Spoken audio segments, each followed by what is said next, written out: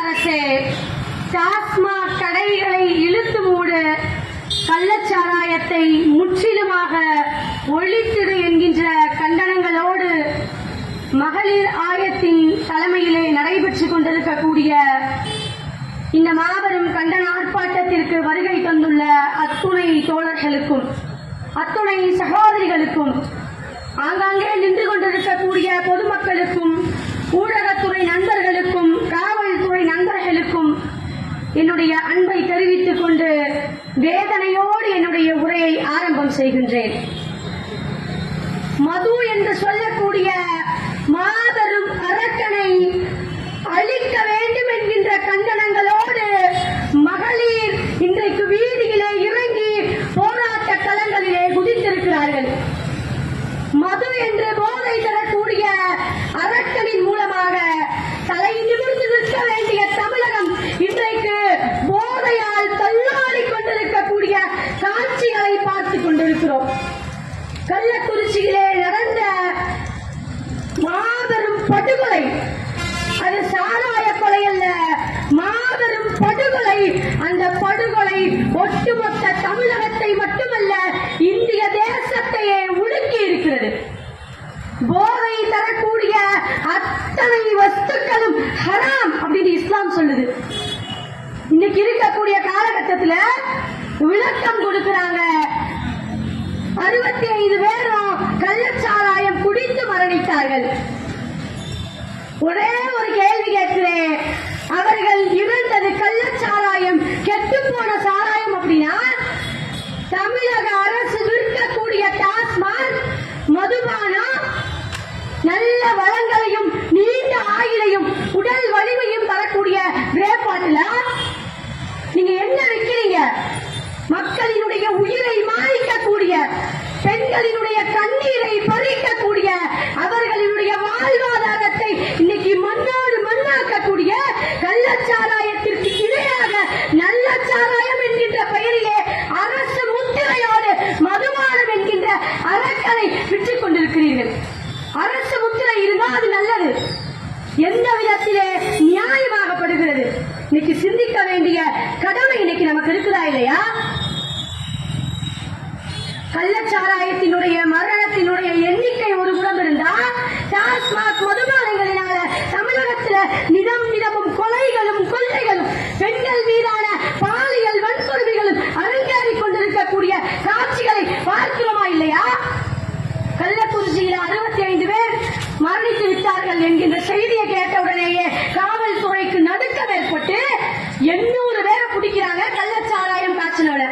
அப்ப 800 பேருடைய அட்ரஸ் உனக்கு தெரியுது, 800 பேர் காய்ச்சல இடம் உனக்கு தெரியுது, 800 பேருடைய கூட்டாளி உனக்கு தெரியுதுன்னா 800 பேரை பிடிக்காம நீங்க என்னத்தை பண்ணிக்கிட்டு இருந்தீங்க?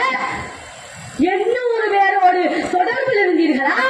அவர்களுக்கு உணவாளியாக உணவுத்துறையும் காவல்துறையும் கள்ளச்சாராயம் காய்ச்சுவவர்களோடு நின்று பணிபுரிந்து கொண்டிருக்கிறது வெட்கக்கேடான விஷயம். மக்களை பாதுகாக்கிறதுக்காக நீங்க காக்கி சட்டை போட்டீங்களா? கள்ளச்சாராயம் காய்ச்சலவனை காட்டி கொடுக்க கூடாது, நீங்க காக்கி சட்டை போட்டீங்களா? எந்த அடிப்படையில தமிழக அரசினுடைய தலைமையின் கீழ் நேரடி பொறுப்பிட இயங்கக்கூடிய காவல்துறை செயல்பட்டுக் கொண்டிருக்கிறது. அப்போ உங்களுக்கு எல்லாம் தெரியுது, ஆனா எதுவுமே தெரியாதது போல உங்களுடைய பணிகளை நீங்கள் பொறுப்பென்று இன்னைக்கு நடத்திட்டு இருக்கீங்க.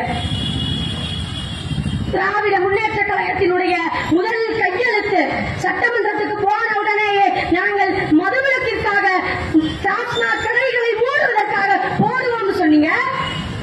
3 ஆண்டுகள் ஆச்சு. வருவாய் எவ்வளவு தெரியுமா? 45,000 கோடி வருவாய் அதிகரித்திருக்கிறது. 16 லட்சம் லிட்டர் கள்ளச்சாராயம் இன்னைக்கு கண்டுபிடிச்சிருக்காங்க. அப்படின்னா எந்த அடிப்படையில இந்த அரசாங்கம் மதுவிற்கு துணை போகி கொண்டிருக்கிறது இன்னைக்கு தெளிவாக தெரியுதா இல்லையா?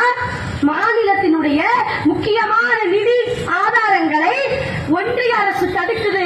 அதனால நாங்க மதுபான விற்பனையை நடத்தி தமிழகத்தை காப்பாற்றுகிறோம். இது எப்படி இருக்குது தெரியுமா? சம்பாதிக்க வழி தெரியல, நான் சம்பாதிக்க போனா எனக்கு முடியாம போகுது, அதனால நான் திருடி பொழைச்சுக்கிறேன், அல்லது தவறான வழியில நான் பொழைச்சுக்கிறேன் சொல்வதற்கு இணையாக இந்த செயல்பாடு இருப்பதை இன்னைக்கு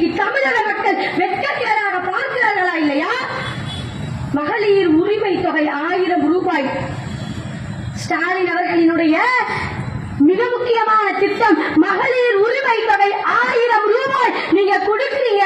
அப்படியே கணவன்மார்கள் அதை வாங்கிக் கொண்டு சாராய கடைக்கு திரும்ப உங்கள் கஜானாவுக்கே கொண்டு வந்து ஒப்படைக்கிறார்கள். 1000 ரூபாய் உரிமை தொகையை கூட அனுபவிக்க முடியாத ஒரு வேதனையை இன்னைக்கு மகளிர் அனுபவித்துக் கொண்டிருக்கிறார்கள். உங்களுக்கு ஓட்டும் போட்டு உங்களை அரியணையிலே ஏற்றியும் விட்டு இன்றைக்கு தாலியை அடமானம் வைத்து இன்னைக்கு மக்களும் மகளிரும் வாழ்ந்து கொண்டிருக்கிறார்கள். அப்படின்னா எவ்வளவு வேதனைக்குரிய ஒரு வாழ்க்கையாக இருக்குது. 10 லட்சம் ரூபாய் நிதி இன்னைக்கு பேச ஒவ்வொரு சகோதரிகளும் சொன்ன வார்த்தை வியப்பை ஏற்படுத்துகிறது. சாராயத்தை குடிச்சு செத்தவனுக்கு மறைமுக விளம்பரமாக அரசாங்கம் 10 லட்சம் ரூபாய் கொடுக்குது. ஆனா போதை ஒழிப்பிற்காக போராடி கஞ்சாவிற்கு போராடி எத்தனையோ நபர்கள் இறந்திருக்கிறார்கள். அவர்களுக்கு ஒரு இழப்பீடும் வழங்கப்படல. அப்போ கள்ளச்சாராயத்தை குடிச்சு செத்தா 10 லட்சம் ரூபாய் இழப்பீடும் அவர்களுக்கான எல்லா நிகழ்வுகளும் தரப்படுகிறது. ஆனா போதை ஒழிப்பு கஞ்சா ஒழிப்பிற்காக போராடி கண்டம் துண்டமாக வெட்டப்பட்ட வாணியம்பாடி வசீல் இன்றைக்கு வரைக்க எந்த இடத்திலும் பேசப்படாமல் மரணம் அடைந்திருக்கிறார் அப்படின்றது வேதனையான ஒரு விஷயமாக இருக்கிறது. இந்த போராட்டம் மகளிராயம் நடத்தக்கூடிய ஒட்டுமொத்த மகளிரும் நடத்தக்கூடிய இந்த போராட்டம் வெறும் டாஸ்மாக் கடைகளை இழுத்து மூடக்கூடிய போராட்டம் மட்டுமல்ல, தமிழகத்திலே இருக்கக்கூடிய கஞ்சா என்று சொல்லக்கூடிய போதை வஸ்துக்கள் அனைத்தையும் ஒழிக்கக்கூடிய போராட்டமாக மாபெரும் படையாக இந்த மகளிராயம் மாற்றும் என்பதை தெரிவித்துக் கொண்டு நாங்கள் சார்ந்திருக்கக்கூடிய மனிதநேய மக்கள் கட்சியின் சார்பாக வரக்கூடிய ஜூலை 2ஆம் தேதி தமிழகம் எங்கும் டாஸ்மாக் கடைகளை இழுத்து போட வேண்டும், சாராய கடைகளை மூட வேண்டும் என்று எங்கள் தலைவர் பேராசிரியர் ஜவாஹிருல்லா அவர்களின் தலைமையில் தமிழகம் எங்கும் அனைத்து மாவட்டங்களிலும் ஜூலை 2ஆம் தேதி மாபெரும் கண்டன ஆர்ப்பாட்டம் இந்த டாஸ்மாக் கடைகளுக்கு எதிராக நடைபெறும் என்பதை வலியுறுத்தி சொல்லி தமிழக அரசு விரைவாக இந்த டாஸ்மாக் கடைகளை இழுத்து மூட வேண்டும் என்கின்ற கோரிக்கையை நாங்கள் சார்ந்திருக்கக்கூடிய தமிழ்நாடு முஸ்லிம் மகளிர் பேரவை சார்பாக வைத்து இந்த